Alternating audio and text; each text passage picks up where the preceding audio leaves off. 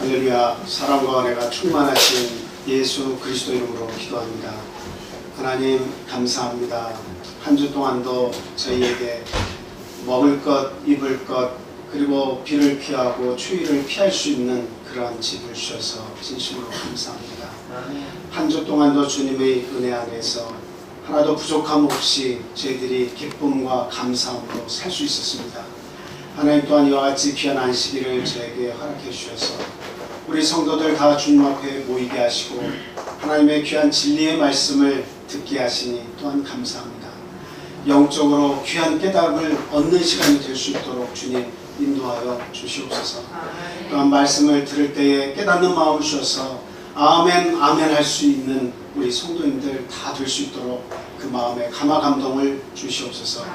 하나님, 우리가 살면서 참으로 주님 앞에 부족하고 허물이 많은 존재임에도 불구하고 하나님께서 저희 곁으로 다가오셔서 저희를 불러주시고 저희들을 아들 삼아주시고 그리고 주님의 모든 귀한 것으로 덧입혀 주시니 진심으로 주님 앞에 고개 숙여 감사와 영광을 돌립니다. 하나님, 오늘 가정의 달을 맞이해서 부부의 사랑에 대해서 서로 논하고 또 생각하고 하나님으로부터 은혜를 받고자 합니다. 이 시간 우리 부부의 소중함을 깨닫게 하셔서 남편은 아내를, 아내는 남편을 가장 귀한 존재로 알고 서로 순종하고 복종하고 그리고 서로를 아껴주는 그러한 관계임을 깨달아서 서로에게 최선을 다하는 아름다운 삶을 살 수 있도록 하나님 이 시간 축복된 자리로 만들어 주시옵소서. 이 자리에 함께하지 못한 우리 사랑하는 가족들이 있습니다. 육신의 가족도 있고 영의 가족도 있습니다. 하나님, 그들 모두에게 저희들이 받는 이 안식의 참 복을 그들에게도 똑같이 나눠주셔서 그들의 영혼이 하나님을 밝히 알아 주님 앞에 나오기를 사모하는 자들이 다 될 수 있도록 주님 축복하여 주시옵소서. 이 자리에 모인 우리들 가운데 육신적으로 고통함이 있는 그런 사람들이 있습니까? 하나님 돌아봐 주시옵소서. 영적으로 정신적으로 피폐한 그러한 사람들이 있습니까? 하나님 그 영혼들을 돌아봐 주시고 그 정신을 맑고 깨끗하게 맑은 영혼으로 또 건강한 육신으로 하나님 회복될 수 있도록 하나님 이 시간 축복하여 주시옵소서. 그리고 나이가 드시고 그리고 또 어린 우리 유아들 코로나로부터 여러가지 제재가 많이 있는 줄 압니다.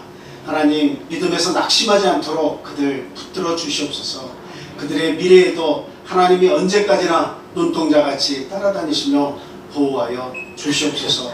오늘 드리는 이 예배가 주님 앞에 온전히 상달될 수 있기를 간절히 소망하오니 마비일절 뜻하지 않도록 하나님께서 첫 시간부터 마지막 시간까지 홀로 영광 받으시고 주장하여 주시옵소서. 예수 그리스도 이름으로 감사하며 기도합니다. 아멘.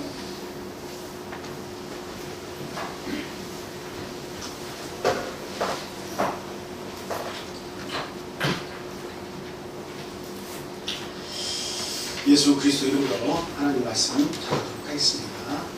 저희들 본문 말씀 한번 같이 찾아서 읽어보도록 하겠습니다. 에베소서 5장 25절에서 33절까지 있는 말씀입니다. 자, 다 같이 읽겠습니다. 시작. 남편들아, 아내 사랑하기를 그리스도께서 교회를 사랑하시고 그 교회를 위하여 자신을 주심같이 하라. 이는 곧 물로 씻어 말씀으로 깨끗하게 하사 거룩하게 하시고 자기 앞에 영광스러운 교회로 세우사 티나 주름 잡힌 것이나 이런 것들이 없이 거룩하고 흠이 없게 하려 하심이라. 이와 같이 남편들도 자기 아내 사랑하기를 자기 자신과 같이 할지니 자기 아내를 사랑하는 자는 자기를 사랑하는 것이라. 누구든지 언제나 자기 육체를 미워하지 않고 오직 양육하여 보호하기를 그리스도께서 교회에게 함과 같이 하나니 우리는 그 몸의 지체이라. 그러므로 사람이 부모를 떠나 그의 아내와 합하여 그 둘이 한 육체가 될지니 이 비밀이 크도다. 나는 그리스도와 교회에 대하여 말하노라. 그러나 너희도 각각 자기의 아내 사랑하기를 자기같이 하고 아내도 자기 남편을 존경하라. 아멘.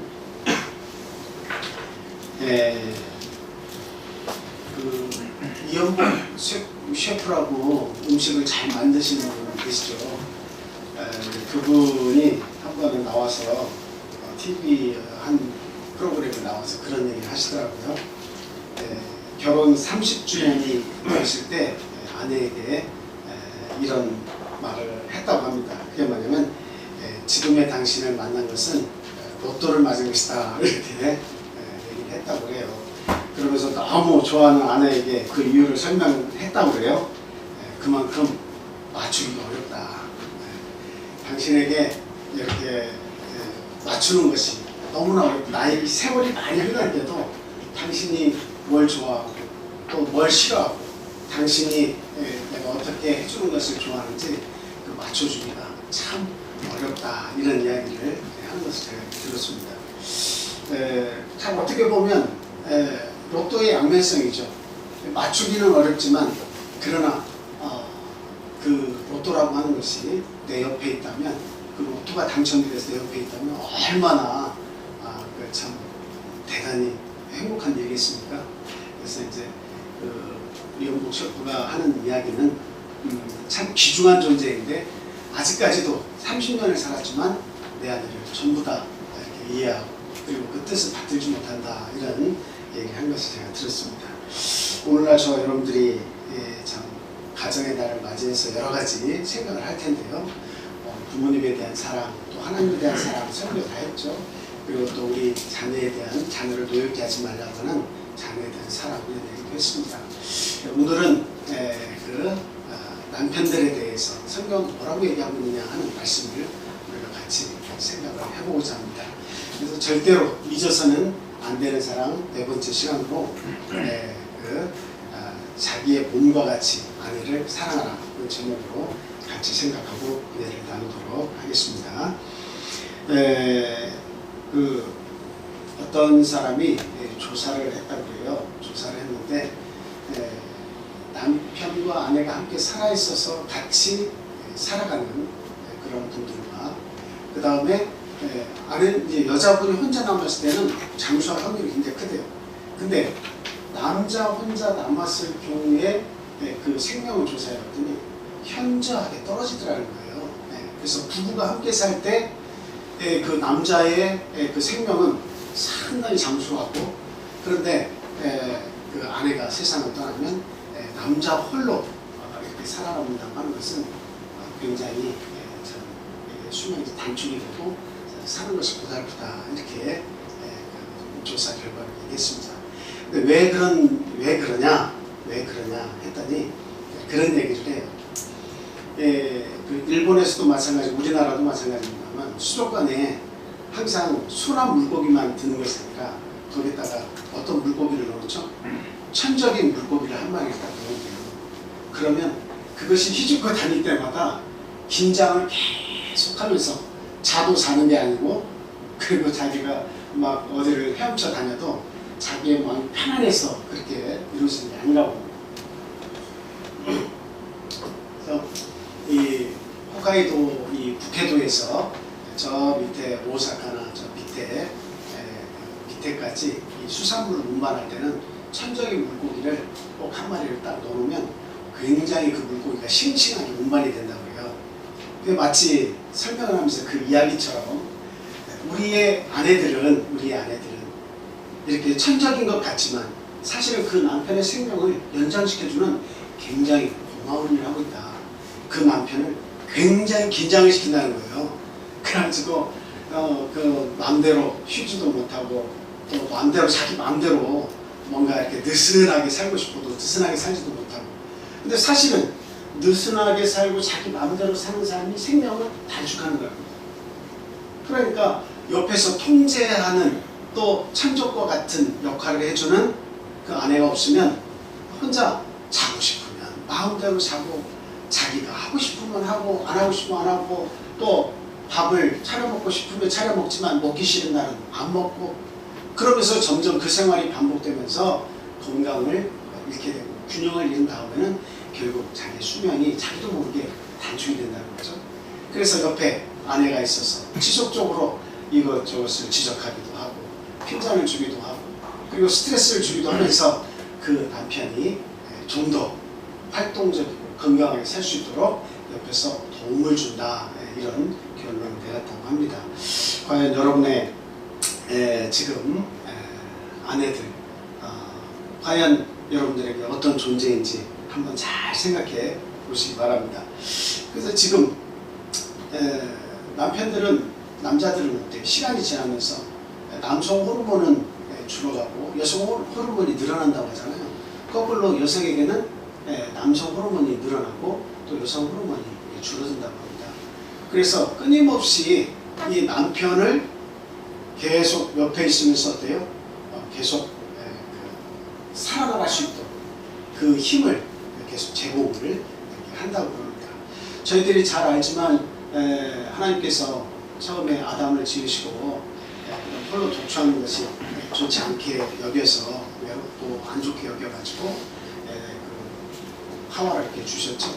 하와를 주실 때에 돕는 배필로 그렇게 주셨다고 말씀을 하고 있습니다. 그래서 우리 아내는 우리의 존재 목적 자체가 뭐냐면 돕는 배필로서 이렇게 살아가는 거예요. 그래서 우리가 그 아내의 도움 없이는 남편으로 이 세상을 그렇게 건강하게 살아가기는 정말로 어렵다라고 하는 거죠.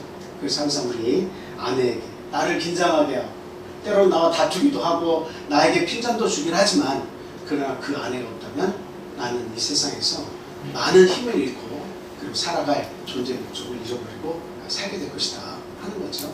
그래서 우리 남편들은 우리 아내에게 살았을 때 더욱더 감사함으로 그리고 더욱더 공을 들여서 이렇게 보호하고 힘을 다해서 사랑을 해야겠다 하는 그런 말씀을 드립니다.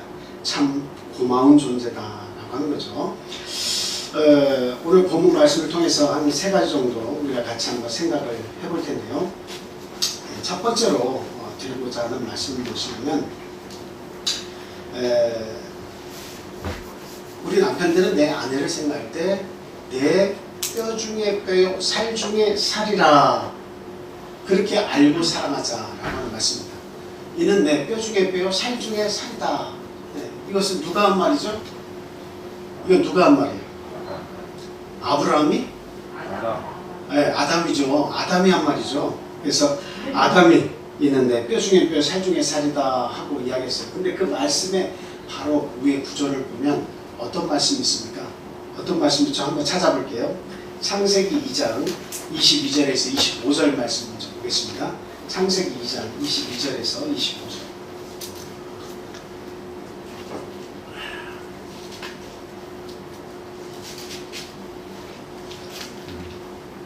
거기에 한 3번째나 구절 올린 게 없으니까 창세기 2장 22절에서 25절 말씀.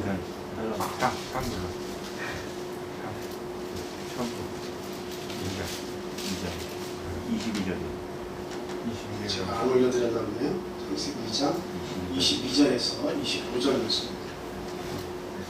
지난번에 제가 여러분들에게 그 말씀을 드렸죠. 남존 여비 사상이 옛날하고 지금하고 달라졌다고 말씀드렸잖아요. 그대로 다 실천을 하고 계십니까? 남존 여비 사상, 오늘날의 남존 여비 사상은 뭐예요?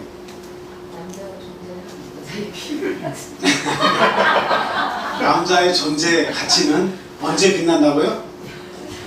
여자의 비위를 맞출 때, 여자의 비위를 맞출 때 이렇게 그 가치가 살아난다. 남자의 존재의 가치가 그때 살아난다고 얘기합니다. 근데 요즘에 그 실천 잘 못하고 있는 분들이 의외로 많은 것 같아요. 아직도 남편의 비율을 맞춰줘야 남편이 좋다고 얘기하는 아직도 간이 좀 부은 분들이 세상에 많이 계신 것 같습니다.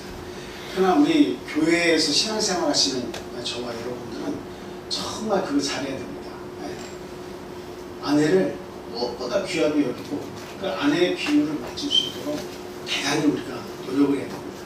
그 아내가 상처받지 않도록, 그 아내가 마음 아파하지 않도록 우리는 그 아내의 비율을 정말 최선을 다해서 맞출 수 있어야 된다 하는 말씀을 드립니다. 자, 한번 우리 같이 읽어보겠습니다. 창세기 2장 25절부터 한번 보도록 하겠습니다. 22절부터 25절까지 보도록 하겠습니다. 자, 시작. 여호와 하나님이 아담에게 취하신 그 갈빗대로 여자를 만드시고 그를 아담에게로 이끌어 오시니 아담이 이르되 이는 내 뼈 중에 뼈요 살 중에 살이라 이것을 남자에게서 취하였은즉 여자라 부르리라 하니라. 이러므로 남자가 부모를 떠나 그의 아내와 합하여 둘이 한 몸을 이룰지어다. 아담과 그의 아내 두 사람이 벌거벗었으나 부끄러워하지 아니하니라. 이렇게 얘기하십니다. 여기에 보면 부부 일체에 관한 그런 말씀을 이렇게 하고 있는데요. 그 갈비뼈 하나를 빼가지고 하와를 만드셨다고 하는 거죠. 아담이 각종 동물들을 이렇게 자기 앞으로 나오게 해가지고 이름을 다 지어주죠. 근데 그 동물들은 다 뭐가 있어요? 짝이 있어요. 근데 아담만 짝이 없어요. 하나님께서 그것을 보시고 홀로 독차하는 것이 참 아름답지 않게 보였습니다. 그래서 아담에게도 짝을 이렇게 주시는데 갈빗대 하나를 빼가지고 잠들게 하신 후에 갈빗대 하나를 빼가지고 어떻게 해요? 하와를 이렇게 만드셨죠. 거기에는 다 의미가 들어있잖아요. 근데 어떤 분이 그 질문이 있었어요. 그 질문이 뭐냐면 그 갈빗대를 뽑았을 때 과연 하나님께서 치유하시고 여기에 흉터가 남아 있었겠느냐 없었겠느냐 그것을 질문하는 부분이 되겠습니다. 과연 갈빗대 하나를 취했다면 그 흉터가 있을까요 없을까요? 그때 당시 흉터가 있었을까요 없었을까요? 이건 뭐 제가 정답이다 100% 확실하고 말씀을 드릴 수는 없습니다. 우리가 다 추측할 수밖에 없어요. 근데 한번 여러분 생각이면 어떻겠느냐 하고 제가 질문을 드린 거예요. 없을 것 같아요. 아주 맨질맨질. 그러니까 살짝 넣었다가 싹 뺐는데 그냥 살이 그 영화에서 보듯이 SF 영화에서 보듯이 싹 사라지는 아주 그냥 아주 특수한 힘으로 그렇게 하셨을 것이다. 그렇게 생각하는 분들도 많이 있습니다. 또 아닐 거란 분, 그 흉터가 남았을 것이라고 생각하시는 분 혹시 계세요? 저는 흉터가 남았을 것이라는 생각이 듭니다. 예수님께서 십자가에 달려 돌아가셨잖아요. 그때 로마 군병들이 창으로 옆구리를 찔렀습니다. 그래서 물과 피가 다 쏟아졌어요. 그리고 돌아가셨다가 사흘 만에 다시 부활하셨습니다. 근데 많은 제자 가운데서 나타나셔가지고 도마가 한 번째는 없었고 두 번째는 도마가 있는데 나타나셨어요. 그 도마에게 말씀하십니다. 뭐라고 얘기하시죠? 도마는 내가 내 손을 그 못자국 창자국에 손을 넣어보지 않고는 믿지 못한다. 어떻게 선생님이 살아나실 수가 있냐 이렇게 얘기했잖아요. 근데 예수님께서 뭐라고 얘기했습니까? 도마를 불러서 도마야 이 손을 내 창자국과 못자국에 손을 넣어서 확인해봐라. 그리고 나서 내가 주인 줄 알아라. 그인 줄 알아라. 그렇게 얘기했잖아요. 그러니까 예수님께서 그 흉터를 가지고 계셨어요. 근데 제가 생각해 볼 때 하나님께서 정말 전지전능하게 모든 것을 다 하실 수 있는 분이니까 아담에게 하와를 선물로 주시려고 애초부터 그렇게 편하게 만드실 수 있는 방법이 있음에도 불구하고 왜 갈빗뼈를 빼는 작업을 하셨을까? 그 생각을 했어요. 하나님은 똑같이 흙을 가지고 아담을 빚은 것처럼 누구도 빚으실 수 있어요? 하와도 빚으실 수가 있습니다. 똑같이 그렇게 빚으셔가지고 해가지고 생기를 불어넣어서 생명이 되게 하실 수가 있습니다. 하나님은. 다른 동물들은 똑같이 암컷 수컷을 흙으로 다 빚으셨어요. 그런데 아담만 어떻게 해요? 인간만 어떻게 했습니까? 갈비뼈를 뽑아가지고 그것을 가지고 살을 붙여서 하와를 만들었어요. 거기에는 하나님의 아주 무궁무진한 뜻이 들어있다라고 하는 거죠. 그건 너무 큰 비밀이에요. 그 어디서 나왔다는 거예요? 아담에게서 나왔다는 거예요.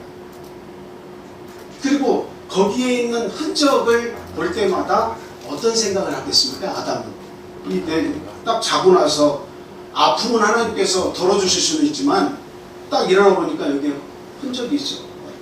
흔적이 있어. 아담은 그 흔적을 볼 때마다 자기의 아내를 생각했을 것이다. 저는 그렇게 생각합니다. 그래서 지금 말하는 이는 내 뼈 중에 뼈요, 내 살 중에 살이라. 이 말은 그 흔적을 볼 때마다 반복적으로 자기의 머릿속에서 떠올랐을 것이다. 그런 생각을 합니다. 그리고 하와 역시도 남편인 아담을 보면서 그 상처를 볼 때마다 나에게 갈비뼈를 나눠준 사람이다. 그것을 보고 확인하지 않았을까요? 만약에 맹숭맹숭하면 어떻게 하나님께서 그냥 말씀으로 창조하셨는지 잘 때 했다고는 하지만 무엇을 보고 어떤 흔적을 보고 그것을 쉽게 이해를 하겠습니다. 그러니까 그런 내용들은 우리가 이게 정답이다, 100%다 이렇게 말씀드릴 수 없지만, 그러나 우리가 좀 더 이렇게 추측이지만 그러나 좀 더 생각을 깊이 해본다면 하나님의 그 놀라운 섭리가 거기에 들어있을 것이다. 이걸 생각한다면 아마도 그 상처의 흔적이 남았을 것이다. 네, 이렇게 생각이 듭니다. 자, 이와 같이 이런 큰 고백을 했습니다. 이런 큰 고백을 했어요. 자, 안타깝게도 선악과를 따먹은 여미에는 하와가 먼저 그 과실을 자기에게 따먹어 줬다고 하는 그 사실 때문에 굉장히 그 저주가 왔을 때 참 하나님 앞에서 아주 정반대의 이야기를 했죠. 당신이 나에게 준 돕는 배필로 준 하와가 이것을 먹으라고 권해서 내가 그것을 먹었다. 이렇게 그 저주의 잘못을 자기 때문이 아니라 자기의 부인 때문이라고 그것을 참 돌렸습니다만, 어쨌든 하나님께서 처음에 아름답게 창조하셨을 때의 그 아담의 마음의 상태는 뭐였습니까? 내 뼈 중에 뼈고 살 중에 살이다. 그래서 에덴 동산에서 떨어져 나갔죠.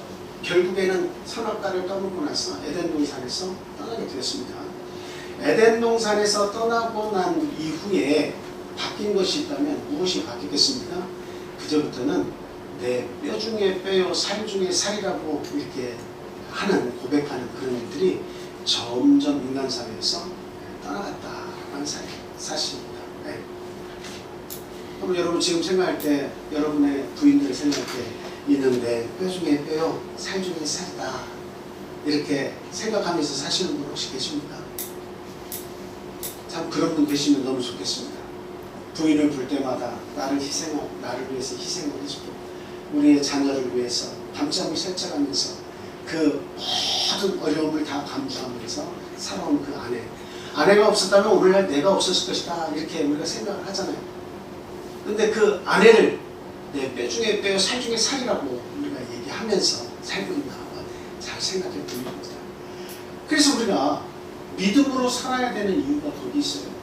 내가 믿음을 가지고, 그리고 내 속에 예수 그리스도께서 오셔서 내 마음속에 그 에덴이 회복되면, 에덴 동산 하나님이 이루고자 하시는 천국이 내 마음속에서 임하게 되면 무엇이 다시 회복이 되는 거예요? 하나님께서 천지를 창조하실 때 주었던 그 순수함이 다시 회복이 되는 겁니다. 천국이 내 속에서 이루어지는, 에덴이 이루어지는 거예요. 그 에덴 속에서 있었던 일이 뭡니까? 그 남편이 아내에 대한 고백이 뭐냐? 이는 내 뼈 중에 뼈요, 살 중에 살이다.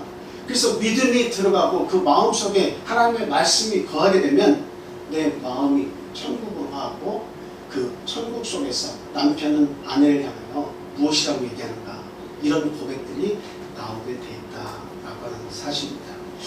자, 그래서 참 내 뼈 중에 뼈요, 살 중에 살이다 하는 것 우리가 분명히 생각하고 참 아내에 대해서 감사하는 마음을 가지고 표현을 해야 되겠습니다.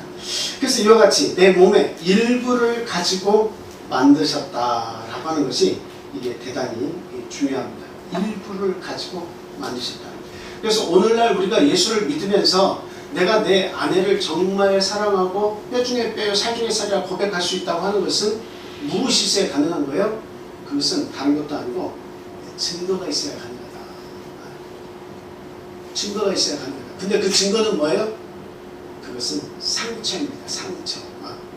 내가 내 아내를 위해서 얼마나 많은 상처를 입고, 내가 내 아내를 위해서 얼마나 많은 희생을 하고, 내가 내 아내를 위해서 얼마나 큰 아픔을 경험했는가 하는 것을 아는 것, 그것이 대단히 중요해요.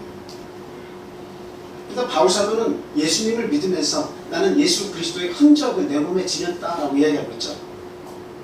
바울사도는 내가 예수를 위해서 죽을 각오가 되어 있다고 그렇게 얘기했습니다. 죽을 뻔한 그런 고비를 얼마나 많이 넘게 될지 몰라요. 그 흔적을 가졌다는 거죠. 그래서 우리 남편들도 내 아내를 위한 그와 같은 흔적이 있는 것이 대단히 중요하다. 한 목회자의 설교를 제가 이렇게 들으면서 깨우침이 있어서 그것을 노트에 적어놨습니다. 그 내용이 뭐냐면 이 목사님은 자신의 아내를 굉장히 사랑하는데 그런데 마음에 안 드는 것이 손가락에 몇 개 꼽을 정도로 마음에 안 드는 것이 돼요. 근데 그것을 매번 지적을 하는데도 바뀌지 않는데요. 예를 들면 치약을 짤 때 끝에서부터 눌러서 짜는 것이 아니라 중간을 푹 눌러서 짠다든가, 자기는 애써서 올려놓으면 그냥 치약을 짤 때 가운데로 푹 눌러서 짜는 그런 버릇이 있다든지, 그것이 한 서너 가지가 그 아내에게 고쳐야 될 그런 버릇이 있다는 거예요.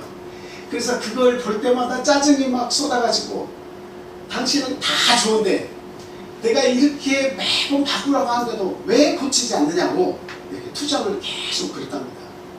근데 그렇게 지적할수록 그 아내는 더 성을 내면서 오히려 남편에게 그냥 지적을 하면서 당신은 이거 나보다 더 많은 고쳐야 될 점이 더 많은 거 아니냐고 거꾸로 지적을 하더라는 거죠. 그래서 그런 일을 당할 때마다 속이 너무 상해가지고 이거 진짜 같이 데리고 살아야 되나 이런 생각을 많이 했다고 합니다. 근데 어느 날 꿈을 꿨는데 하나님께서 자신에게 나타나셔서 그런 말씀 하시더라고요. 네 아내의 특별을 자꾸 보면서 얘기하는데 너나 잘해라. 네가 잘하면 네 아내는 잘하게 된다. 그러니 네 아내에 뭘 고치라고 할 생각하지 말고 너부터 고치고 너나 잘해라. 하나님께서 그런 말씀을 하셨답니다. 그래서 그때부터 진짜 이거 하나님 말씀 꿈이지만 하나님께서 나에게 하신 말씀이 맞다면 한번 해봐야겠다. 이렇게 생각하고 평상시에 아내가 나에게 바꾸라고 하는 그 지적한 그런 잘못들을 자기가 하나씩 고치기 시작했답니다. 그리고 아내한테 투정도 안 하고 뭐 고치라고 하지도 않았대요. 근데 시간이 지나고 나니까 어느 날 화장실에 갔더니 그 아내의 그 버릇이 고쳐져 있더라고요. 네, 쭉 짜져 있었는데 며칠 몇 날을 봐도 똑같이 이렇게 바뀌어져 있다는 거죠. 네. 그래서 그 한 가지 아내가 바뀌는 것을 볼 때 이게 남을 지적한다는 것은 남을 바꾸는 것이 아니라 오히려 그 남을 더 성내게 만들고 또 더 자존심 상하게 만들어서 그냥 그 고집대로 살게 하는 그런 것이구나 이렇게 생각을 하고 항상 나부터 고쳐야겠다 그런 생각을 했다고 합니다. 오늘날 우리 남편들 저와 여러분들 한번 잘 생각해 보세요. 저희들도 마찬가지였죠. 그냥 냉장고 문만 열어도 이건 왜 그랬냐 왜 그러냐 그리고 또 반찬을 보면서도 만족하기보다는 이건 왜 이래 이게 투정을 많이 하죠. 그것 말고도 우리가 우리 아내를 귀찮게 하고 어렵게 하는 것들이 너무 많습니다. 그런데 오늘 성경 말씀을 통해서 제게 가르쳐 주신 것은 이는 내 뼈 중에 뼈 살 중에 살이라고 하는 그런 말씀이에요. 그래서 본문 말씀을 다시 보지는 않겠지만 거기에서 보면 예수 그리스도께서 교회를 사랑함과 같이 남편들도 자신의 아내를 사랑하라고 그렇게 사랑하라고 가르쳐 주고 있습니다. 예수님이 우리 교회 하나님을 섬기는 우리 성도들의 모임을 위해서 우리 주님은 무엇을 하셨습니까? 십자가에서 달려 돌아가셨죠. 자신의 모든 것을 다 포기하셨잖아요. 그렇게 해서 얻은 것이 이 땅의 교회입니다. 우리 성도들의 구원받은 성도들의 모임입니다. 예수님이 그렇게 교회를 사랑한 것 같이 너희들도 너희 아내를 사랑할 때 그와 같이 좀 사랑해라. 그리고 너희들이 스스로의 몸을 돌아보는 것처럼 남편들은 자기의 몸을 돌아보는 것처럼 네 아내를 네 몸 사랑하는 것처럼 그렇게 사랑해 주라고 바울사도는 예수님과 교회의 관계를 이렇게 통해서 설명하고 있지 않습니까? 제가 교회를 몇 군데 이렇게 돌아다니면서 지금 한 20년 가까이 목회를 했는데요. 이게 보니까 남편들이 대체적으로 우리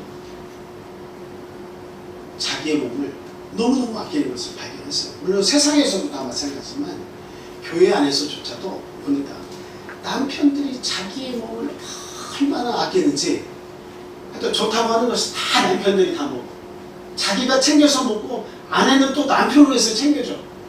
그러니까 아내들은 웬만해서는 남편이 아내를 챙겨주는 것은 잘 없어요. 본인들이 다 챙겨 먹어요. 그러니까 참 어떻게 보면 아내에게 미안한 생각이 들더라고요. 저 역시도 그래요. 네. 저도 항상 아내에게 뭐 맛있는 거 해줘, 오늘은 또 요거 해줘, 저거 해줘, 이런 부탁을 하면서 살고, 또 내가 몸에 좋다고 하면 내가 알아서 막 사이트를 뒤져가지고 좋은 거를 시켜가지고 먹는데, 근데 아내를 위해서 좋은 것을 해줘야겠다 이런 생각은 잘 못했어요. 항상 받는 것만 생각했지.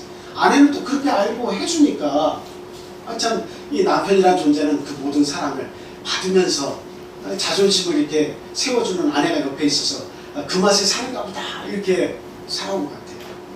근데 나이가 들면서 이렇게 생각해 보니까 아내를 잘 챙겨줘야, 아내를 건강하게 만들어줘야 남편의 건강과 남편의 그 미래가 있다는 것을 잘 계속 알겠습니다. 그래서 우리가 나이가 젊은, 우리 젊은 남편분들은 그 성경 말씀을 통해서도 그렇고, 그리고 먼저 인생을 사신 우리 앞서 가신 선배들의 삶을 통해서도 잘 배웠어요. 우리의 아내를 잘 섬겨주고 잘 해줬을 때 우리의 남편들의 건강도 또 이렇게 지켜질 것이다 라고 하는 사실입니다. 자, 이렇게 내 몸의 일부를 가지고 만들었기 때문에 내 뼈 중에 뼈, 살 중에 살이라는 고백이 나왔다는 거죠. 그리고 또한 돕는 존재로 만드셨다라고 하는 거예요. 이 뼈 중에 뼈, 살 중에 살이라는 말이 나온 이유는 돕는 존재로 하나님께서 나에게 주신 그런 배필을 주신 것이다. 돕는 존재로 주신 것이다 하는 겁니다. 항상 곁에 다니면서 부족함을 채워주고 그 외로움을 달래주고, 그리고 성숙한 아내로서의 그런 존재로서 살아가도록 하나님께서 붙여준 사람이 바로 아내다라고 하는 사실입니다. 여러분, 그 창세기에서 보면 그 굉장히 놀라운 부분이 있어요. 그게 뭐냐면 배필, 서로 도와줄 수 있는 배필로서 하와를 만드셨잖아요. 하와를 주신 거잖아요. 근데 도와주려고 하면 그 남편보다 어떻게 됩니까? 사리 분별력이 뛰어나야 됩니다. 사리 분별력이 뛰어나야 됩니다. 그냥 아담하고 비슷해서도 안 돼요. 그 하와가 조금 더 남편이 뭔가 잘못된 결정을 할 때 더 도와줄 수 있는 그런 위치에 있어야 어떻게 도와줄 수 있는 겁니다. 만약에 내가 부족함이 있다면 돕는 것에 굉장히 문제가 발생하겠죠.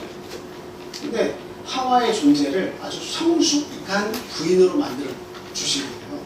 그래서 그 아담에게 같이 붙여서 외롭거나 뭔가가 필요할 때 그것을 충분히 메워줄 수 있는, 도울 수 있는 힘을 가진 존재로 하와를 만드신 겁니다. 근데 그것을 어떻게 할 수 있느냐? 아담과 하와가 범죄하고 나서 변화된 게 하나 있어요. 그게 뭐냐면 이 하와에게 내려진 벌인데요. 하와에게 내려진 벌이 두 가지가 있어요. 그게 뭐죠? 한 가지가 뭐였어요? 아기를 잉태할 때 고통이 수많이 됐어요. 또 하나가 뭐죠? 또 하나가 뭐예요? 빨리 생각하고 얘기해요. 남편 상기.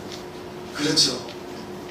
이제는 네가 남편을 아래에서 순종하고 잘 섬겨야 된다라고 이렇게 얘기했습니다. 저희들은 항상 생각할 때, 기본적으로 생각할 때 어떻게 생각했어요? 당연히 하와가 남편을 무조건 잘 섬겼겠지 이렇게 생각을 하고 넘어가는데, 성경은 그렇게 얘기하잖아요. 범죄하기 이전과 범죄한 이후에 분명한 차이점이 드러난다는 거예요. 이제 남편 밑에서 순종하면서 복종하면서 남편을 따르고 남편을 섬겨야 되는 그런 위치로 전락했다는 거예요. 그러면 범죄하기 이전에 처음에 배필로, 돕는 배필로 줬을 때 하와는 무조건 남편에게 순종하고 따라야 하는 그런 입장이, 어떤 입장이었다는 거예요? 대등한 입장, 또는 혹은 조금 더 힘이 있어서 성숙한 아내로서 그 남편의 요구와 모든 어려움을 해결해 줄 수 있는 그러한 성숙한 힘을 가진 여인이고 부인이었다 하는 사실이죠. 성경을 읽다 보면 예전에 못 보던 것이 보일 때가 있어요. 굉장히 깊습니다. 그것이 작은 것이든 큰 것이든 할 것 없이 너무 놀라워요. 이와 같이 우리 아내들의 위치가 사실은 어땠다는 거예요. 하나님께서 정말 높은 위치에 두셨다는 겁니다. 그럼 오늘날 우리가 하나님의 말씀을 잘 공부를 해서 내 마음속에 하나님이 들어오시고 내 마음을 천국으로 이렇게 만들어주시면 에덴 동산이 되면 여기서 일어나는 일이 뭘까요? 남편들은 그 아내를 향해서 볼 때에 순종하라고 하지 않았느냐, 복종하라고 하지 않았느냐, 밑에서 남편을 떠받들면서 살라고 하지 않았느냐, 그렇게는 말할 수는 없는 거예요. 어떻게 살아야 되겠습니까? 여기 우리가 말씀을 공부했던 것처럼 하나님께서 돕는 존재로 만들었다라고 하는 사실을 우리는 기억해내야 됩니다. 내 안에는 나의 부족함을 돕는 존재. 성숙한 믿음을 가지면 그 생각을 가지게 돼요. 나의 인생을 잘 펼칠 수 있도록 내 인생이 하나님과 함께 동행하면서 살아갈 때 부족함을 채워줄 수 있는 존재야. 내가 연약할 때, 내가 낙심할 때, 내가 외로울 때 나의 그 모든 부분을 채워줄 수 있는 성숙한 아내야라고 하는 것을 우리 남편들은 잘 해야 한다 하는 사실입니다. 그래서 아내가 항상 내 옆에 함께하고 있다고 하는 그 사실을 생각할 때 우리는 누구보다도 감사한 마음을 가지고 우리 아내를 대해야 되겠다 하는 말씀을 드립니다. 자, 내 뼈 중에 뼈, 살 중에 살이라고 한 이유 중에 하나는 무엇이냐면 마지막 세 번째, 하나의 첫 번째, 세 번째, 첫 번째 큰 제목에서 세 번째입니다. 둘이 아니라 하나임을 명심해야 된다 하는 거예요. 둘이 아니고 하나이기 때문에 이는 내 뼈 중에 뼈, 살 중에 살이라고 얘기했다는 거죠. 만약에 하나님께서 그냥 독립되게 그냥 흙으로 아담도 만드시고 하와도 만드셨다고 하면 다른 동물들과 비슷한 삶을 살았을 거예요. 근데 동물들의 암컷과 수컷의 사랑보다도 더 큰 비밀이 들어가 있는 그 관계를 만들어 주신 거예요. 그것은 뭐예요? 둘이 하나가 되는데 이것은 꼭 우리가 어떤 성적인 부부의 사랑을 통해서만 하나라고 하는 것이 아니라 둘이 하나가 된다고 하는 의미는 뼈를 가지고 와서 그것으로 만들었기 때문에 하나씩 따로 구분할 수가 없다고 하는 이유가 거기에 있습니다. 남편의 것이 아내에게 들어가 있어요. 그래서 이 남편과 아내는 뗄래야 뗄 수 없는 그런 관계다라고 하는 의미가 그 속에 들어있습니다. 그래서 아담이 하와에게 이런 고백을 했을 때 거기에는 그냥 단순하게 내가 널 사랑해 이런 의미만 들어있는 것이 아니라 이런 이유가 있었기 때문에 그런 고백을 할 수가 있다. 오늘날 저와 우리 성도님들, 그리고 특별히 우리 남편 되는 성도님들도 우리 아내를 보시면서 항상 생각을 해야 돼요. 물론 왜 지금 내 여기에 있는 흉터가 없습니까? 이렇게 생각하는 분도 있어요. 흉터가 있어야 돼요? 없어야 돼요? 우리 조상 아담에게는 흉터가 있을지라도 가인과 아벨 그 후에 쭉 자식들을 낳았을 때 흉터가 있는 게 맞아요? 없는 게 맞아요? 없는 게 맞죠? 맞죠? 이 흉터는 유전이 안 돼요. 근데 이제 간혹 가다가 그런 것들을 질문하는 분들도 있습니다. 팔이 없는 분은 만약에 그 자식을 낳으면 팔이 없는 자손을 낳으면 어떡하냐 이렇게 생각하는 것처럼 간혹 가다가 질문하는 분도 계십니다. 근데 그것은 이미 우리의 그 영혼의 유전적으로 우리 조상 아담이 하와를 그렇게 사랑하는 존재로, 그리고 하와는 받드는 존재로 하나님께서 만드셨다라고 하는 것을 우리가 말씀을 통해서 알게 되는 겁니다. 유전적으로 또 그렇게 우리가 살아가게 되는 것이고요. 그래서 지금 보니까 여기에서는 둘이 아니라 하나라고 하는 굉장히 큰 비밀이 숨어 있다라고 얘기하고 있습니다. 그래서 본문에서 한번 보겠습니다.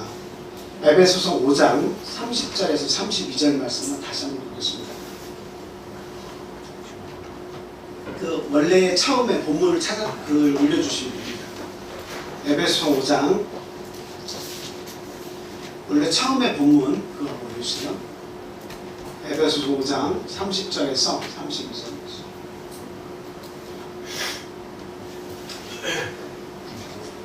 자, 저기 말씀을 한번 같이 읽어보겠습니다. 자, 시작. 우리는 그 몸의 지체입니다. 그러므로 사람이 부모를 떠나 그의 아내와 합하여 그 둘이 한 육체가 될지니 이 비밀이 크도다. 나는 그리스도와 교회에 대하여 말하노라. 지금 저 얘기는 뭐예요? 그리스도와 교회가 아주 큰 비밀로 하나가 되어 있다라고 하는 사실이에요. 우리는 모두 교회에서 지체라고 얘기합니다. 이 교회의 머리는 누구십니까? 예수 그리스도죠. 그래서 예수 그리스도와 몸된 저희들, 그 지체가 된 저희들은 하나예요. 하나. 예수 그리스도와 우리를 나눌 수가 없어요. 왜 그래요? 예수 그리스도께서 피를 흘려서 우리의 영혼을 구원하셨어요. 우리의 죄값을 지불하시고 우리를 당신의 자녀로 만드셨기 때문에 예수 그리스도와 우리 자녀와의 관계가 형성이 돼서 우리 모두가 한 몸을 이루고 있어요. 그래서 교회와 예수 그리스도 이렇게 얘기하면 하나입니다. 하나. 근데 그것은 굉장히 큰 비밀이에요. 모든 것을 다 내어주는 그런 관계다라고 하는 거예요. 그러면서 지금 남편과 아내와의 관계도 똑같다고 이야기합니다. 남편은 아내에게 모든 것을 다 내어주는 그와 같은 존재가 되어야 된다. 여러분, 아내가 사랑스러우면 아까운 것이 있습니다, 없습니다? 정말 아내가 사랑스러우면 아까운 것이 없어요. 모든 것을 다 주고 싶습니다. 그 주는 것 자체가 행복이에요. 제가 싱가포르, 말레이시아에 그 교회가 있어서 학생들을 데리고 가고 또 제 아들 데리고 한 번도 가고 또 제 아내도 데리고 가고 교회에서 또 단체로도 가고 교회 방문 또 여행 이런 것들을 반복했어요. 근데 싱가포르하고 말레이시아는 한 번이나 두 번만 가면 그냥 다 압니다. 그 지리도 너무나 간단해요. 싱가포르 같은 경우는 서울 시내 같아가지고 그냥 뭐 어려움 없어요. 그냥 우리가 살던 곳이다 이렇게 생각합니다. 근데 거기서 5번, 6번 간 이유가 뭐냐? 그것은 사랑하는 사람과 그렇게 가고 싶은 그런 마음이 있어서 그냥 우리 여건이 되는 분들이 앞으로도 마찬가지지만 몇 번만 되면 제가 모시고 가서 또 한번 보여드리고 싶어요. 너무 좋은 것들이고 또 이런 데 한번 오시면 좋겠다 이런 생각이 들어요. 근데 제가 살면서 참 가장 잘한 일이 있다면 그 제 아내와 단 둘이서 그 갔던 곳이지만 제가 다 장소도 알고 모든 것을 다 예약해 놓고 아내와 같이 이렇게 여행을 한 번 한 그거예요. 그러니까 밖에 나가 보니까 그냥 집에 같이 있었을 때는 그 가치를 몰랐는데 밖에 나가 보니까 그냥 이거 잃어버리면 안 될 것 같이 굉장히 소중하게 여겨져요. 어디에 가서 길이라도 잃으면 어떻게 하나. 만약에 이렇게 걷다가 다리라도 아프면 어떡하나. 그러니까 막 쩔쩔쩔 매게 되더라고요. 그래서 제 아내를 깍지를 끼고 항상 다닐 때마다 그렇게 행복한 모습으로 그냥 어디를 가더라도 안 잃어버리려고 그렇게 손을 붙잡고 어디든 이렇게 다녔어요. 그렇게 흐뭇해하고 그렇게 고마워하고 그렇게 좋아할 수 없었어요. 근데 그 모습이 여전히 머릿속에 남아있어요. 그러니까 우리 아내라고 하는 존재는 남편에게 있어서 어떤 존재입니까? 이것은 자기 몸을 사랑하는, 남편이 자기 몸을 사랑하는 것 그 이상의 가치를 가지고 있습니다. 그래서 성경은 분명히 얘기하죠. 네 아내를 내 몸같이 사랑하라. 네 아내를 사랑하는 것은 곧 누구를 사랑하는 것이라고 얘기하고 있습니까? 자기 자신을, 남편이 자기 자신을 사랑하는 것과 같다고 그렇게 이야기하고 있습니다. 그래서 절대로 아내와 남편은 둘이 아니고 항상 하나라고 하는 사실을 우리가 생각을 해야 됩니다. 나는 나고 너는 너요 이렇게 생각하면 안 됩니다. 남편의 생각을 존중하고 아내의 생각을 존중해주고 서로가 같은 곳을 향해서 지향해서 가는 그런 믿음의 삶을 살아야 됩니다. 그래서 결과적으로 남편에게 아내를 주시고 또 아내에게 남편이 있는 이유는 뭡니까? 결과적으로 서로 협력해서 잘 도와서 하늘나라에 같이 오라고 하는 그 이유가 있습니다. 네. 결과적으로 서로 도와서 하나님과 같이 오라는 거예요.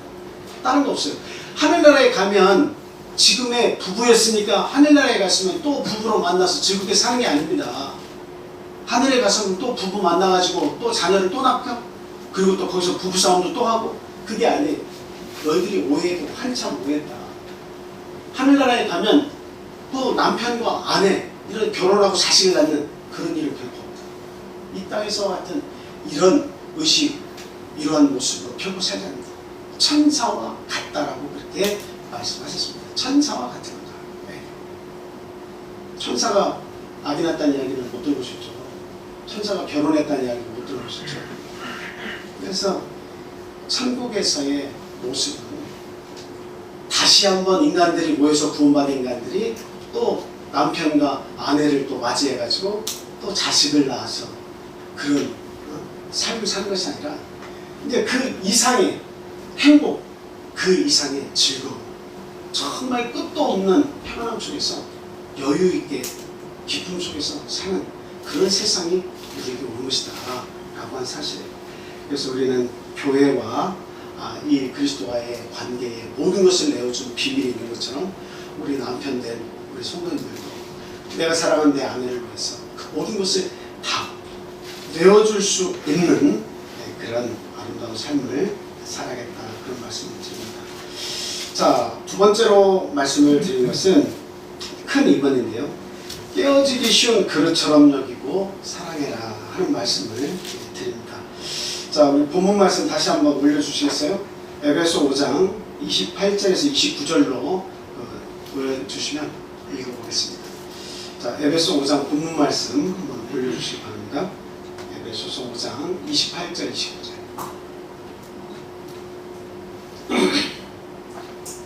자, 같이 한번 읽어보겠습니다. 자, 시작. 이와 같이 남편들도 자기 아내 사랑하기를 자기 자신과 같이 할지니 자기 아내를 사랑하는 자는 자기를 사랑하는 것이라.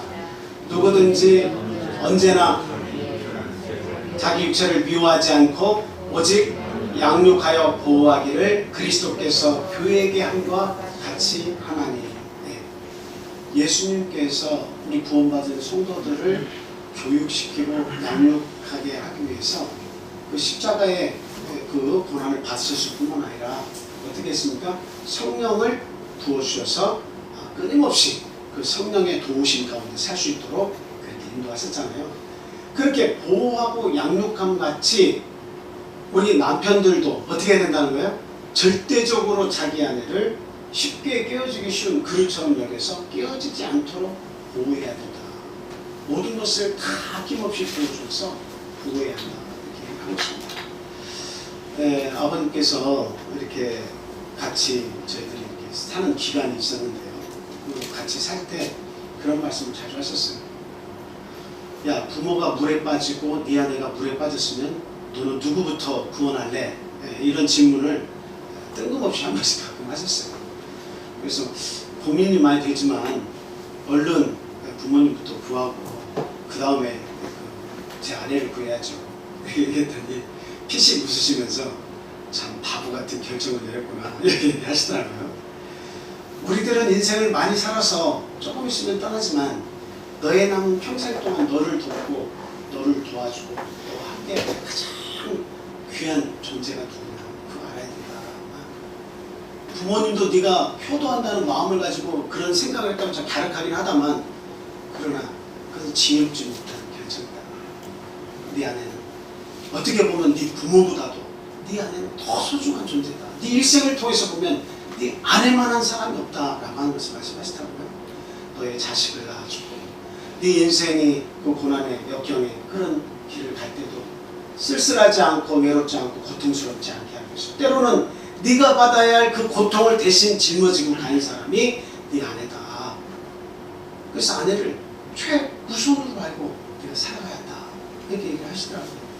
그러면서 덧붙여서 저도 실천을 지금 못하고 있습니다만 항상 하는 말이 너는 특별히 너는 네 아내에게 하루에 한 번씩 절하면서 살아야 한다.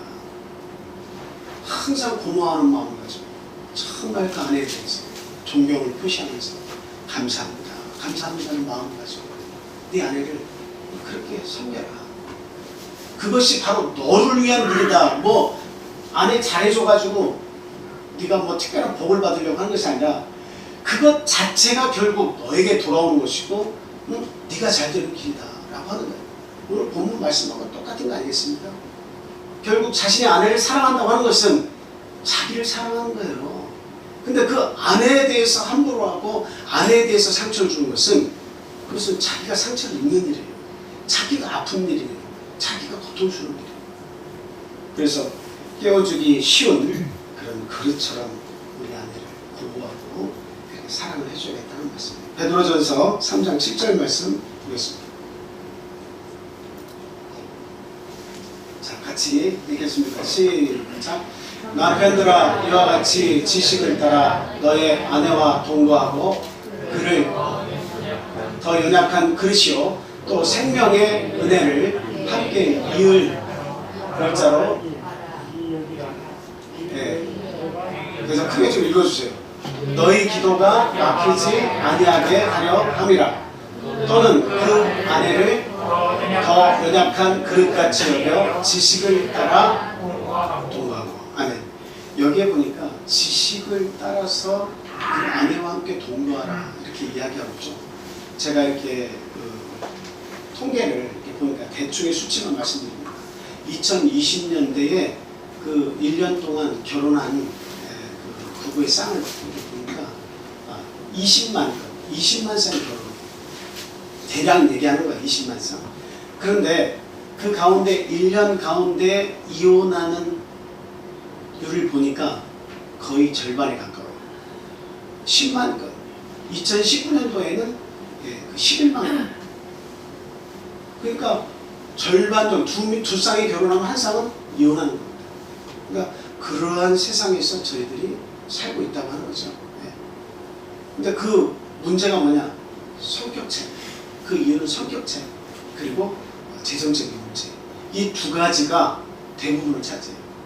한 45% 정도가 성격 차이고 16% 정도가 경제적인 문제 때문에 이혼한다고 그렇게 통계 자료에 나와 있더라고요. 참 이 내용을 통해서 이렇게 보면 그 30년을 살았어도 내 아내를 파악하기가 사실 어렵고 30년을 살았어도 내 남편을 파악하기가 사실은 참 어렵습니다.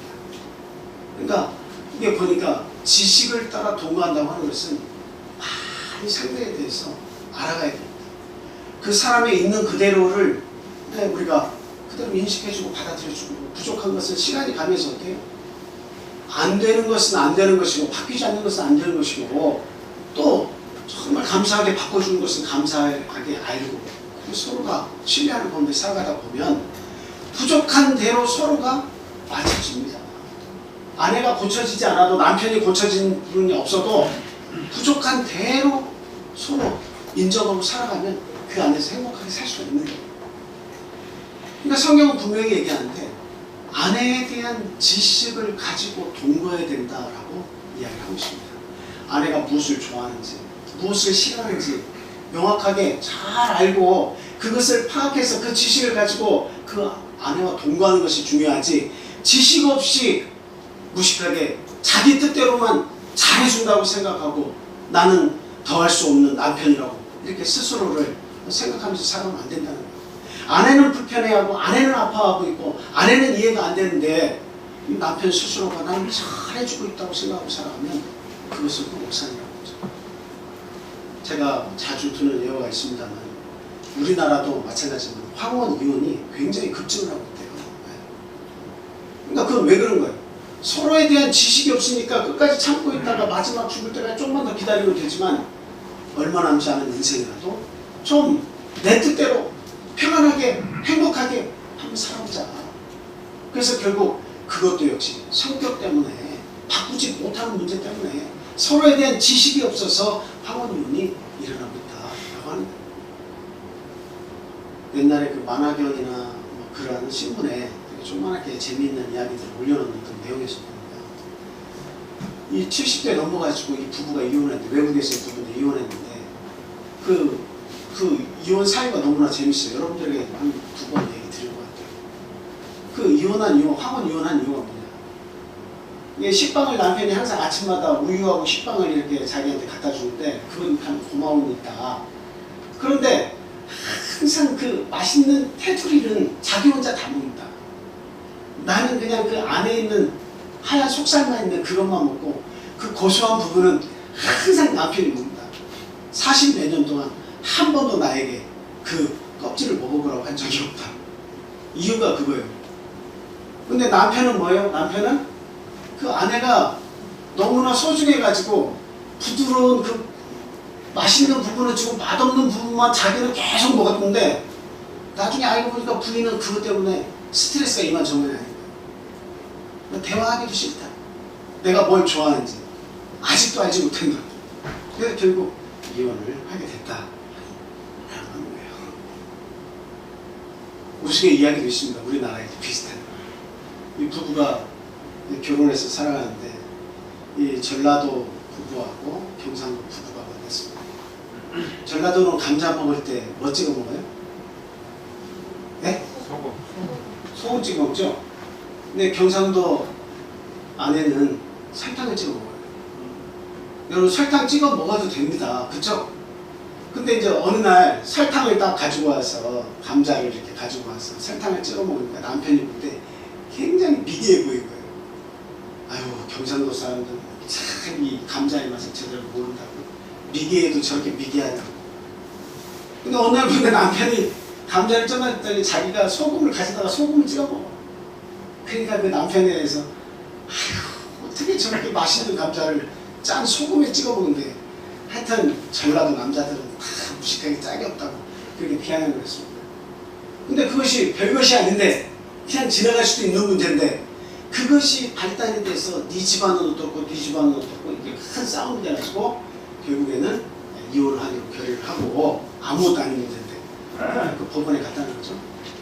근데 판사가 그 이야기를 다 듣자마자 깜짝 놀라면서 하는 말이 아니 참 두 사람들은 참 이상하게 생겼네요. 겉모습은 멀쩡한데 두 사람은 그 감자를 먹는데 소금 찍어 먹고 설탕 찍어 먹습니까? 참 이해가 안 됩니다.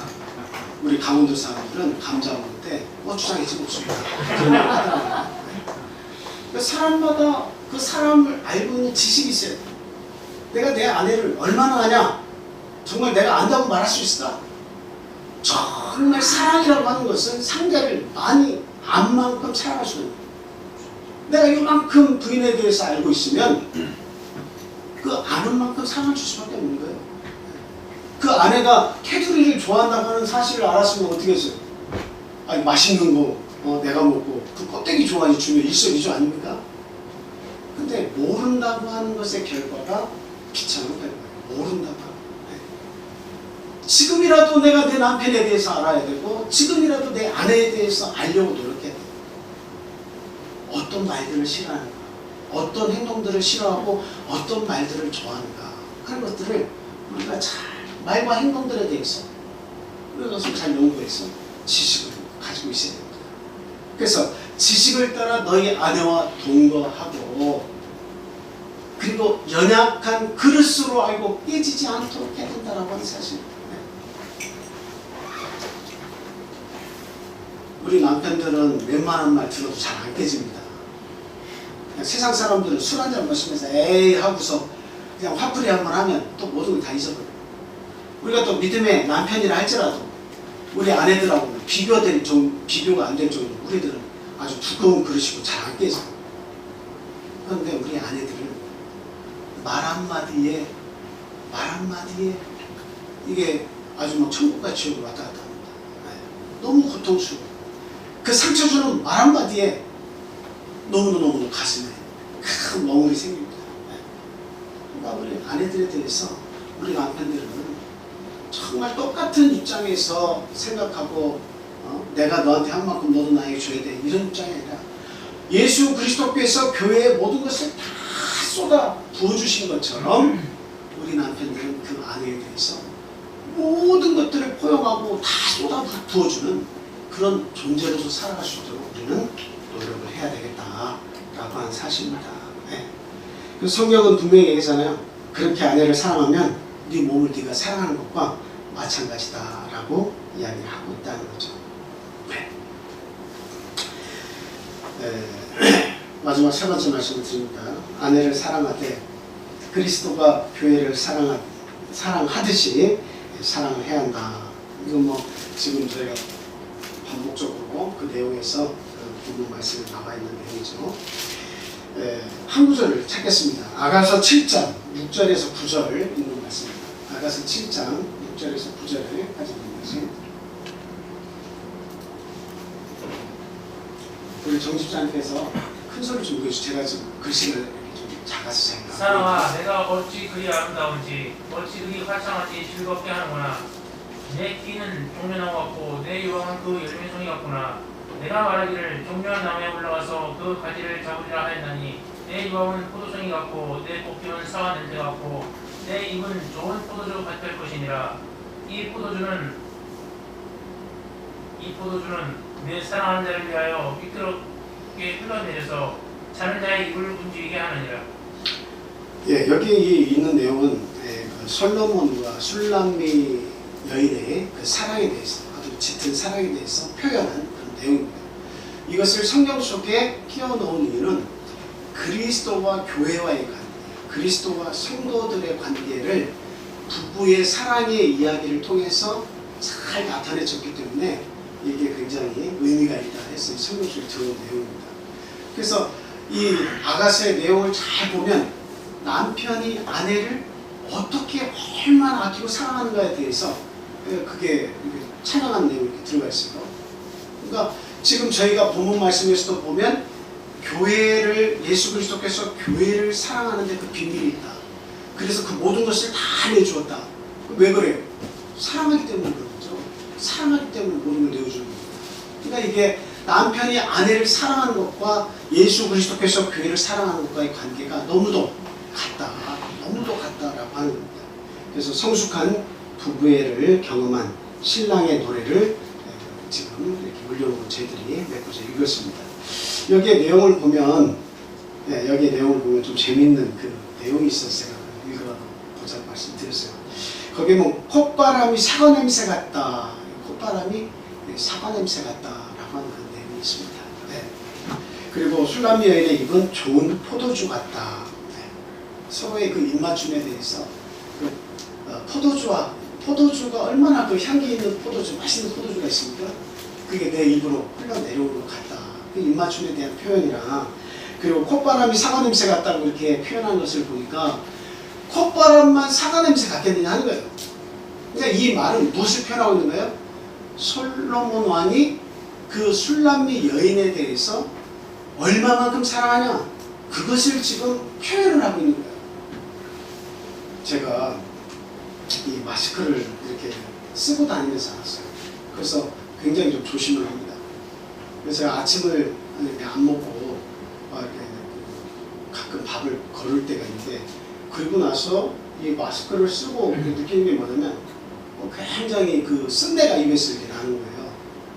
그래서 평상시에는 그걸 모르고 사람을 대하고 얘기했는데, 마스크를 써보니까 내 입에서 이런 쓴내가 나는구나 하는 것을 순간순간 이렇게 깨달았어요. 네.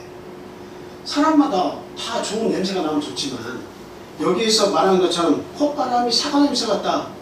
이것은 뭐 이렇게 저희들이 생각을 해보지 못한 내용입니다만, 오늘 한번 집에 돌아가서 우리 남편 되신 분들은 아내의 콧바람을 한번 이렇게 살 냄새를 맡아보시고, 사과 냄새가 난다. 솔로몬은 분명히 얘기했어요. 사과 냄새가 나는 것 같다. 사과 냄새가 같다. 그 입술은 포도주와 같다. 아주 감미롭다라는 얘기입니다. 그리고 그 모든 것이 너무도 아름답다는 거예요. 모든 것이 발끝에서부터 정수리까지 이 술람미 여인에 대해서는 너무도 사랑스럽다는 거예요. 네. 그것을 지금 노래하고 있는 겁니다. 정말 여러분들이 여러분의 아내를 볼 때 정말 사랑스럽다. 콧바람 거기서 냄새가 나는 것도 사과향기가 나는, 그런 풋풋한 사과향기가 나는 것 같다. 아주 그냥 입에서는 바나나 향기가 난다. 정말 내 아내에 대해서 그렇게 생각을 하고 있습니까? 정말 그럴 정도로 내 모든 것을 다 주어서 그 아내를 사랑합니까? 한번 우리가 깊이 반성을 해봐야 되겠습니다. 네. 발에서 나는 냄새도 아카시아 향기같이 나에게 느껴져야 되고, 손바닥이든 등바닥이든 코든 귀든 얼굴 어디든 머리든 그 냄새조차도 시비를 감지 않은 머리라도 내 아내의 머리에서 나는 냄새는 어때야 됩니까? 참 향기롭다. 그 속에서는 내 자식을 키워주는 그 도구와 그리고 평생을 나를 위해서 뒷바라지해준 그 노고의 냄새가 나야 된다는 거죠. 네. 그래서 그 머리 냄새를 맡고 손을 냄새 맡고 그 시커매지고 나이가 들어서 이제는 쭈글쭈글한 그 손을 보면서 아름다운 손으로 인식하고 향기 나는 그런 몸으로 인식하고 사랑을 해줘야겠다는 거예요. 네. 이런 사랑을 받는 술람미 여인은 얼마나 행복하겠습니까? 그렇죠? 말 한마디 한마디가 솔로몬 왕이 베풀어준 그 말 한마디 한마디가 자기가 너무 사랑스럽다고 하니 예? 자기의 발끝에서부터 머리 정수리까지 모두가 다 사랑스럽다고 하니 숨만 쉬어도 거기서 사랑 향기가 난다고 하니 이 술람미 여인은 얼마나 자기 삶에 대해서 만족하고 감사하겠습니까? 그 순간 한번 생각해 볼 일이다라고 하는 거예요. 우리 여기에 우리가 같이 겸해서 생각해야 되겠습니다. 그게 뭐예요? 우리 스스로가 하나님과 우리 스스로 한번 생각해 봐야 된다는 거예요. 우리가 그 교회라고 하는 것은 성도들의 집합체를 교회라고 하는데 예수 그리스도께서 우리를 위해서 모든 것을 내어줄 가치가 사실 우리들에게 있었느냐 하는 겁니다. 우리들은 죄악의 냄새를 풍기는 사람들이었어요. 죄로 인해서 죽어야 마땅한 사람들이에요. 우리 인생은 거짓에 익숙하고 죄악에 익숙하고 죄악에 발이 빠르고요.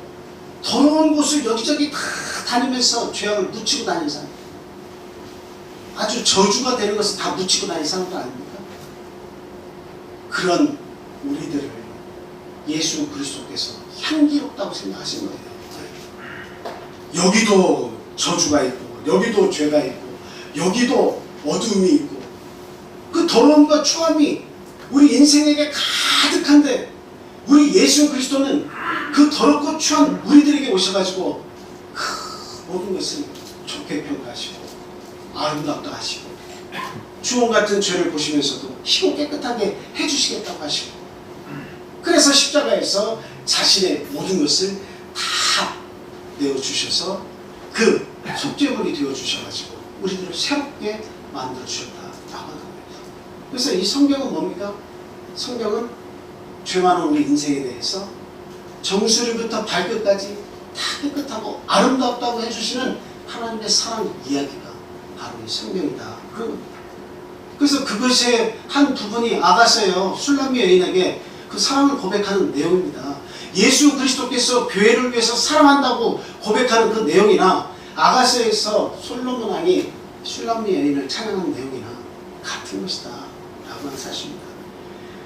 우리 오늘 이 관계를 통해서 이 비밀에 속한 내용을 통해서 주님의 은혜와 사랑에 감격해서 우리가 정말 진심으로 감사를 드리겠고 특별히 우리 남편 된 우리 성도님들 정말 우리 아내를 예수 그리스도께서 교회를 위해서 모든 것을 내어주시고 사랑하신 것처럼 그리고 남편들이 자기 몸을 사랑하는 것처럼 자기의 아내를 사랑해 줘야겠다 이런 말씀을 드립니다. 마지막으로 한 내용만 말씀을 드릴게요. 재미난 이야기만 하나 소개를 시켜드리려고 합니다. 여성의 돕는 배필의 역할이 얼마나 중요한지 미국 사람들 사이에 이런 유머가 있다고 해요. 한 번은 미국의 클린턴 대통령하고 힐러리 여사가 자기 고향을 방문했어요. 근데 거기에 그 차 주유를 하려고 잠깐 들렸는데 주유소에서 힐러리 여사의 초등학교 친구를 만났습니다. 남자가 그 기름을 들고 걷고 있어요. 옆에서 클린턴 대통령이 이렇게 가슴을 이렇게 내밀면서 아주 꺼리듯이 이야기합니다. 여보, 당신이 나를 안 만났더라면 당신 어떻게 됐을 뻔했어? 그 말은 가로치고 뭔 내용입니까? 지금 시골에서 주유소 하고 있을 거 아닙니까? 아니냐? 그 말 아니겠습니까? 그랬더니 힐러리 여사가 클린턴 대통령을 많이 쳐다보면서 그렇게 얘기했답니다.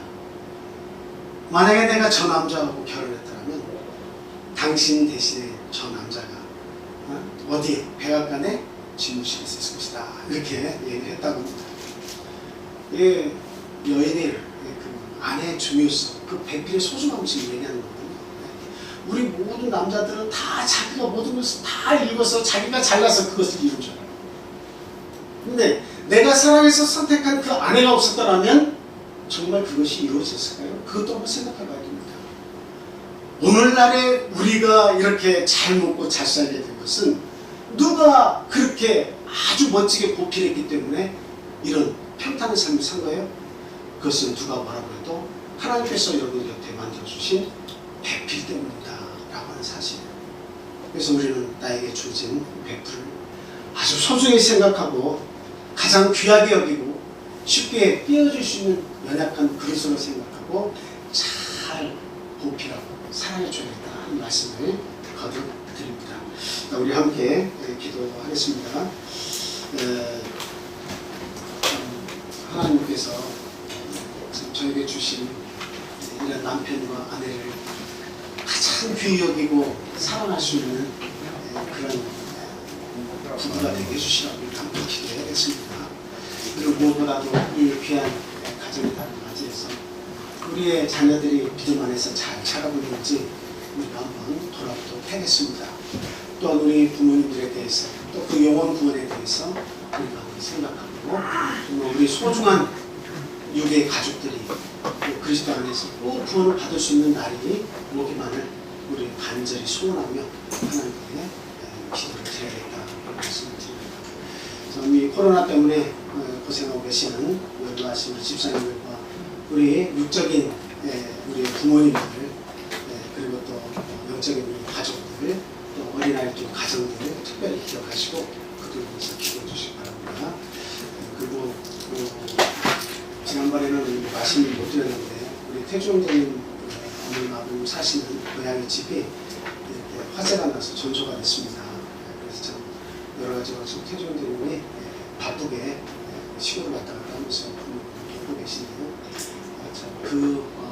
지금 집을 짓는 일이 하루빨리 이렇게 완성이 돼서 편안히 다시 사실 수 있도록 그 마음도 위로해 주시고 힘을 주시고 그리고 그 모든 일들이 속히 진행될 수 있도록 도와주십시오라고 기도해야 되겠습니다. 그리고 이제 믿음의 초보 그리고 또 이제 믿음에 관심을 갖게 된 그런 분들 하나님께서 그 영혼을 붙들어 주셔서 교회 안으로 이끌어 주시라고 기도해 주시기 바랍니다. 그리고 이것을 떠나 있는 우리 가족 한 분들 어디에 있든지 그 영혼을 붙들어 주시라고 또한 기도해 주시길 부탁합니다. 이 나라 이 민족의 건강을 위해서 또 하나님을 두려워하는 정치자들이 되게 해달라고 기도하시고 기도해 주시기 바랍니다. 기도하겠습니다.